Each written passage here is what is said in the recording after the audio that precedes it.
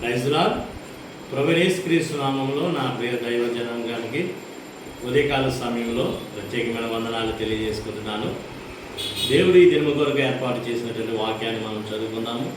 సామెతల గ్రంథము 15వ అధ్యాయము 17వ వచనము చదువుకుందాము.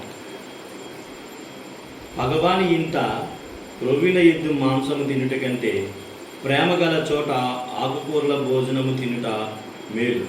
దేవుడు ఈ యొక్క వాక్యాన్ని మన జీవితాంతం దీవించి ఆశీర్వదించునుగాక. ప్రార్థన చేసుకుందాం. పరిశుద్ధుడా, నీకు వందనాలు, స్తోత్రం తండ్రి. ఇచ్చిన వాక్యాన్ని బట్టి నీకు వందనాలు. ఇదిగో తండ్రి ప్రభువా, నీవు ఇచ్చినటువంటి వాగ్దానం బట్టి తండ్రి ప్రభు నీకు కృతజ్ఞతాస్తుతులు చెల్లిస్తున్నాం.